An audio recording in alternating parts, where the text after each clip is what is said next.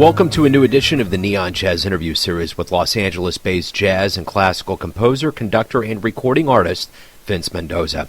We primarily caught up with him to discuss his latest 2021 CD, Freedom Over Everything, with the Czech National Symphony Orchestra. But we also discussed his life and music at the forefront of the jazz and contemporary music scene that he's been at for the last 30 years.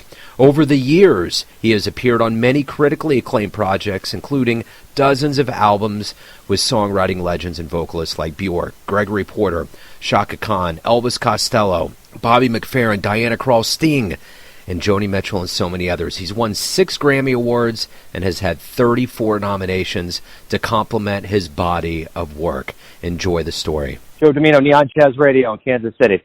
Joe, how are you doing today? What's up, man? How you holding? Well, pretty good. I got the pencil moving today, fortunately. I hadn't had that's a little good. bit of a hold up last couple of days, some hurdles and potholes. That's the theme of 2020, isn't it? Sure is. Man alive. Just trying to. I mean, the writing is the only thing that I have been able to do over the last year, but the hurdles and the challenges are always there. Yeah, for sure. Well, man, I'm glad that we got in touch. I'm glad that you're taking a minute out, so I appreciate it. Thank you for your interest, first of all. I want to touch first and foremost, because we've already touched on it. It's right in front of our face.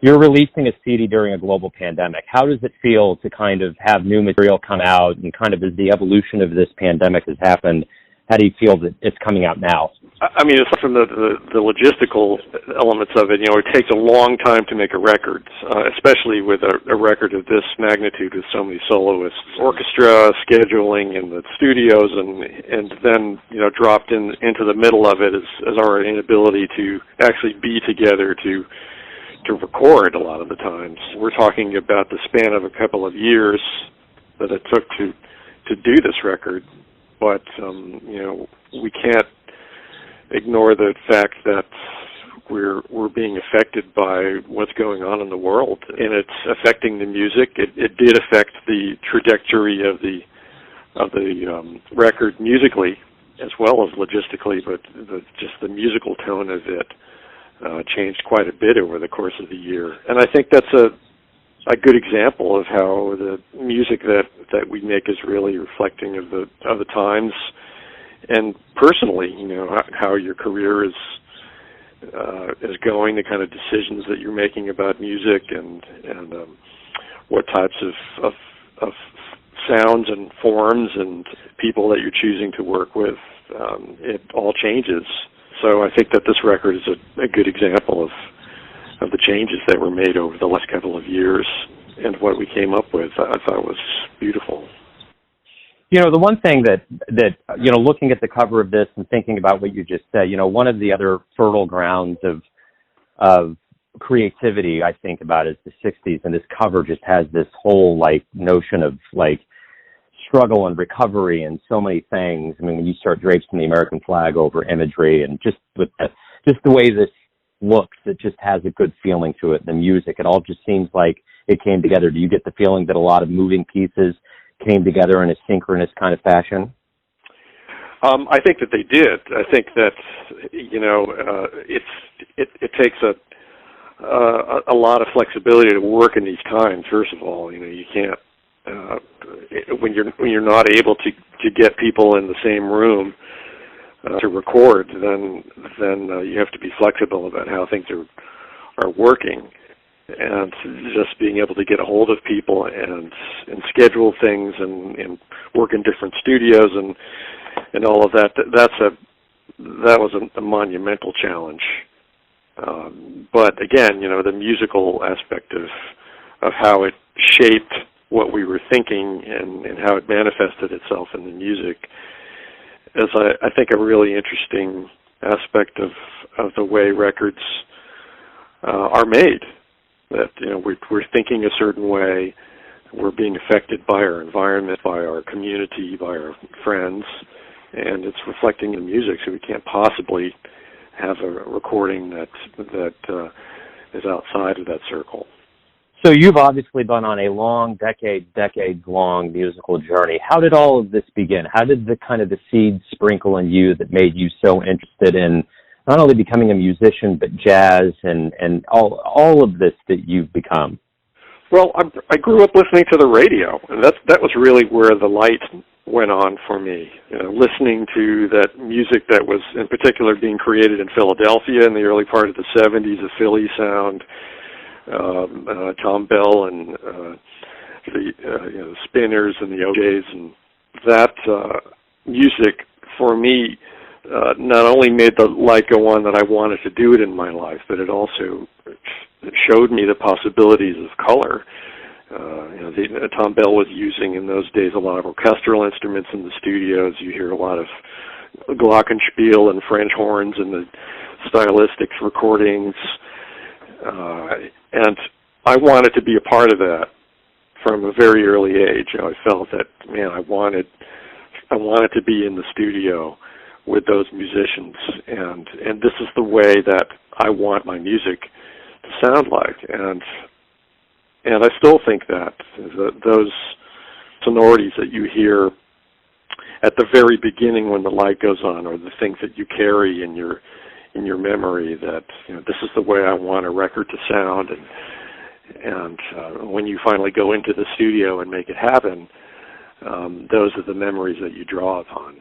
What was the first concert that you ever saw that really made you think, this is what I want to do? This is the best thing I can imagine.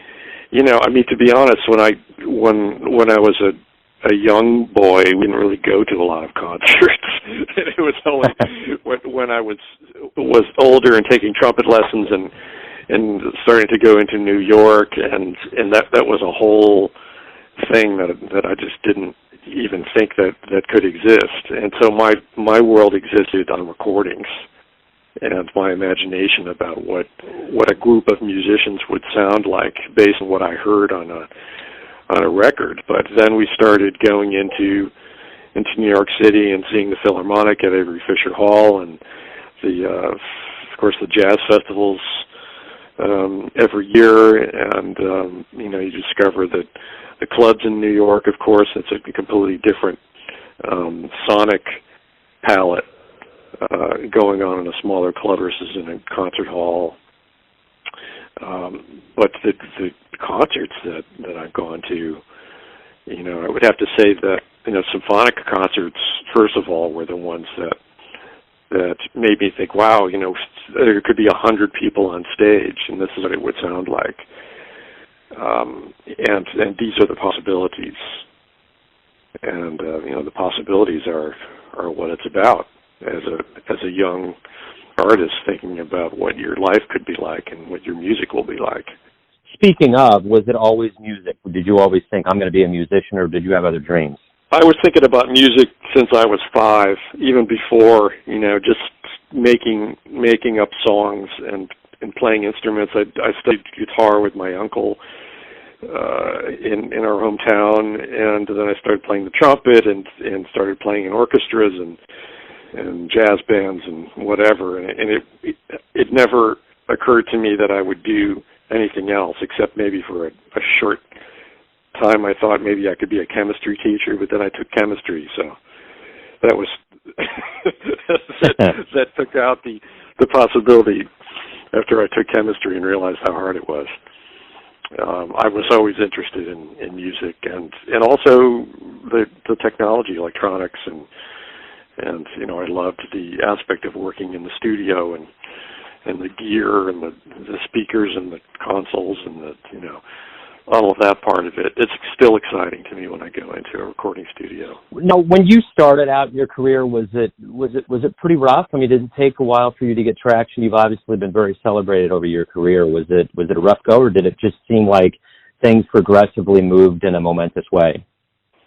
I've been very lucky over the years to have met people that have helped me along the way to do what I loved. And aside from that, as a composer, a freelance composer, you're constantly trying to create situations that you'd be able to step into to write music and conduct. And so when I was in college at Ohio State in Columbus, that community of musicians was always very open to invitation to play, to get together, and started working in the studios there, working on industrial films and jingles. So I got some experience working in the studios, creating scores before I came to LA. So by the time I got here, I sort of knew what I was doing. So when I got called to do things, it was, I could step into that situation.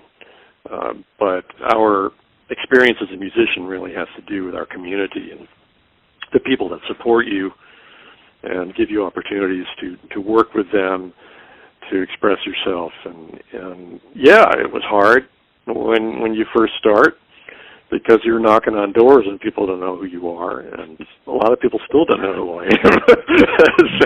So you're still knocking on doors. If you want to step into another environment, you're always kind of searching for new groups of people to work with. And yeah, it gets easier, but it was definitely a challenge in those days to get your face out there and get your music heard and get the opportunity to write more.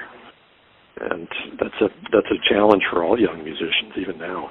So after 3+ decades of doing this and the trends that you've seen and the things that have happened, how do you see the world of jazz and just musicians emerging stronger as the world wakes up and we head into a new era? I mean, there's been so many things that have changed the way we live our lives in music. How do you see us emerging stronger?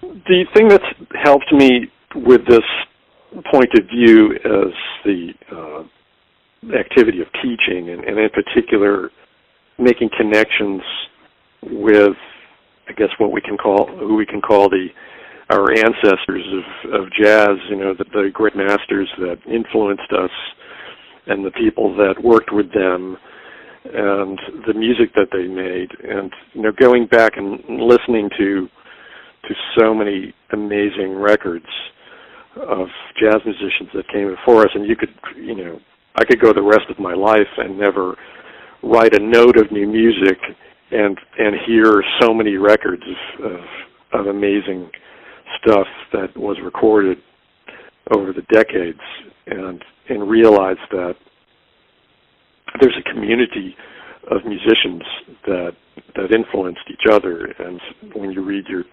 biographies of Ellington and Miles and Dizzy and Bird and Monk and those musicians that were part of the scene, there were so many musicians around them in the scene that were all making recordings. And so when it comes time for us to make new music, we're inspired by the fact that we too have a community around us of musicians that are creating music that could be part of your scene. And so I'm encouraged by that. When I look at the young musicians out there that are playing together and creating music together, and they're creating their own scene, and that has been a big part of how jazz has existed. It's because there was a group of people that played together, that influenced each other, that challenged each other. And that part of that community is the life's blood of jazz. That's why it exists. It's not because of subsidy. It's because of the love of community. And yeah, we're all struggling now because of the economy of, first of all, being shut down for the last year, but now that we're starting to peek our head out of the cave to get some kind of a rhythm back and get some kind of economy going. But the thing that keeps us going is the love of the art and the community and the drive to make it better and to make more connections, and the recordings that we hear, the history of this music teaches us that it's a community event, and we're nothing without the people around us. So after all of these years, you won 6 Grammys, 34 nominations. You've won a lot of awards, and I don't want to know what was your favorite award, but what I would like to know is, what award surprised you the most? What kind of hit you and you thought, wow, I didn't see that coming? All of them, to be honest. Every time I'm recognized for the work that I do, I'm very surprised and delighted. And the Grammys are, if I'm lucky enough to get a nomination, then I'm always very happy and surprised about it. So I don't think I could say any one in particular. I mean, I could say that the first one, because it's so difficult to win these things, and it's even more difficult now than it used to be. So, to the extent that I get recognition for my work, I'm always very pleasantly surprised. So if you had a dream tonight and you run into your younger self, like when you were getting ready to go professional, and you could give your younger self one piece of advice from what you learned over the years, what would it be? Have more fun. Enjoy the ride. That's the thing, and meet more people. I think that I still am a very shy person, and it takes a lot for me to walk up to somebody, to talk to them, or to pick up the phone, or it's just really difficult for me to do that. And as a professional musician, you sort of force yourself to get into that mode. But if you could get to the point where you enjoy that process, the process of talking to people and meeting them and working under stressful circumstances, but still seeing that the community aspect of what we do, the greatest musicians that I've worked with are the ones that enjoy what they're doing and relate to everyone else in a very friendly manner and make connections along the way. And the musicians that you love to work with are the ones that walk into the studio and everything is going to be okay because you're there. And so if I told my younger self to enjoy the ride as you're working and have more fun and meet more people, and I tell my students that now, because our success is really dependent on the people that we meet and how they see you fitting into their world and how great they feel when they see you walking in the door. And so that's what I try to do every day is when I walk into a project, that the orchestra is comfortable, the soloist is comfortable, and we make our best music that way. So every day you wake up as a creator, what do you look forward to the most? What's the greatest part about being a professional musician? I like stepping up on the podium when the music is done and all of the questions have stopped being asked and the decisions were made and the notes are put on the page and the score is sent out and you finally hear what it is that you were thinking for the last sometime year come to life. Then that's really that's the payoff for everything for me. When I'm on the podium and I see it all, I hear it all coming to life, then that's the great part. I'm not the kind of writer that enjoys the process of sitting and ruminating and the trial and error and the writer's block and trying to get to a place where you feel comfortable with what you wrote. I don't enjoy that process. I enjoy the result, hearing it come out and sharing the music with other musicians and seeing what they can do with it. That's the best part of being a musician, and that's I think probably the reason why I stopped playing the trumpet, because I wanted to be a part of a larger sphere. I wanted to hear all the instruments and write for all instruments and hear it coming out in the studio. So when we do actually get back to live music in somewhat more of an earnest way and things start picking up, what do you hope we all realize about the power of live music that we've missed so much over this last year? I was thinking about this recently, and I've been telling my friends, I really gravely underestimated. Well, not gravely is the word. I really underestimated the power of the experience of being with other human beings in an audience, or being on the stage with a group of human beings sharing music with an audience. As a writer, I'm sitting in my room all day long, and you send out the score and you start on the next one, and in that way my pattern hasn't changed all that much over the last year. But the thing that has changed, that was very profound, is that we haven't been able to share this music with other people and be in an audience, whether it's at a large jazz festival or music festival with 10,000 people, or it's a jazz club with 20. Hopefully more than 20, but sometimes it's 20, and sometimes it's 10.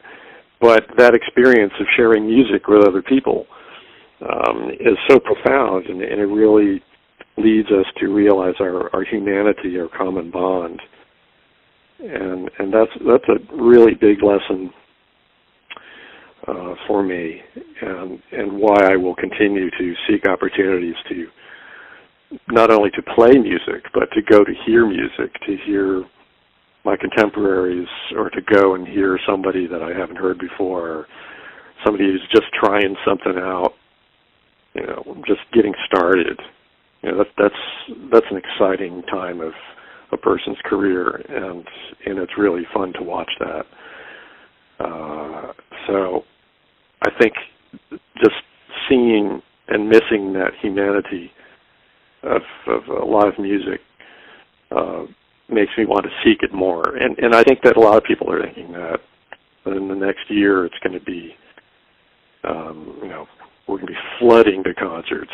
To the extent they're having any concerts now, my wife and I were going to go see a friend playing the other day, and it was sold out, and you can't get in. So, I think that this is going to be what's happening in the future, that people are aching to feel that humanity and to hear some music. So let's say a time machine pulls up in front of your house, and you can go back in time and see any show anywhere. Where are you going to go? Who are you going to see? And maybe who would you want to talk to? I think that I would want to go. There's a couple of spots. I really would have liked to have heard the first gig of the Vanguard Orchestra, of the Thad Jones Mel Lewis Orchestra at the Vanguard. I would have liked to have heard that first gig and see that band. I still love that band and its present instrumentation, or personnel, I should say. It still has a vibe. It still has a very unique sound to it. The phrasing, the sound, the fabric of that band has a certain unique quality to it. So I would have wanted to see that first gig, because it was really born of love and interest in the music and being together, and you want to be in the room to hear that. Conversations, Duke Ellington for sure, but also Billy Strayhorn, because I would have wanted to talk to him about his music and how he thinks about it, and talking about the scene again, who they were hanging with, who they were playing with, and what it was like. It's such an interesting part of the history of music, those days with Strayhorn and Ellington. I would have loved to have heard those stories firsthand.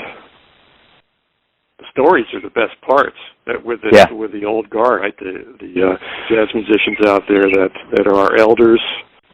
For the young players out there, get those stories. So everyone, actually, let me ask you, I got a few more questions, and I want to know, Why do you love jazz? Well, I'm going back and thinking about when I first heard it. I played when I played the guitar as a young person. I learned a lot of the standard tunes from my mother, who was a piano player, and we used to get together on Friday nights and kind of make believe it was a gig and go through the fake books, to learn the tunes and passing solos back and forth. But I didn't really make the connection to jazz because I wasn't, as a young boy, I wasn't listening to a lot of jazz. But then as I became older and picked up the trumpet, and as a teenager, and maybe this had to do with being a teenager too, this having the Miles Davis 4 and More record thrown at me by my trumpet teacher, that changed everything, because it was dangerous. It was rebellious. This trumpet player was not playing like the other trumpet players that I've heard. And that the drummer is not doing what I thought that the drummer usually did, and they're playing really fast, and sometimes they're not playing anything at all. There's a certain amount of dangers, like Wayne Shorter says about jazz. Jazz means I dare you. That's really, I think, the thing that attracted me to it, was that it was like nothing I heard before, and the perspective of how to play time or what a solo should sound like. And the greatest jazz musicians are the ones that create that mystery, that essence of what's going to happen next. And yeah, I did it that way yesterday, but it's going to change. And the older I get, the more that I realize that that's really at the essence of what this music is about. It's that I dare you feeling. It's something dangerous about that. I'm going to do it differently today than I did yesterday. How about that? And I'm intrigued by that aspect of the music. I think that's the center of what I love about it. So everyone has a perception of you, an idea of who they think you are, your family, your friends, your fans, but ultimately you're the one living and leading your life. Who do you think you are? I'm not. I don't think I'm any different than I was when I was 5. I'm hopefully a little bit more responsible. But I'm a pretty shy person. But I like to make people laugh, and the music that I write, I want to be. I tend to feel the most moved by music that's lyrical, and I've always felt that, and it's part of who I am. I think as a person that wants to evoke a certain emotion, but otherwise I'm a pretty shy person, and I always was, and I think people that know me see that aspect of it. No, it is, and that's kind of an open canvas for that one there. So, no, that was absolutely perfect. Vince, thank you for taking a minute out for Neon Jazz. Good luck with the album and the return to the stage. Well, I really appreciate your interest, Joe. Great to meet you. Thanks for listening and tuning in to another Neon Jazz interview, where we give you a bit of insight into the finest cats in Los Angeles, Kansas City, and spots all over the world, giving fans all that jazz. And thanks to Vince for his time, music, and story. If you want to hear more interviews, go to Famous Interviews with Joe Domino in the iTunes Store. Visit neonjazz at youtube.com, and for everything Neon Jazz all the time, go to the neonjazz.blogspot.com. Until next time, enjoy the jazz, my friends.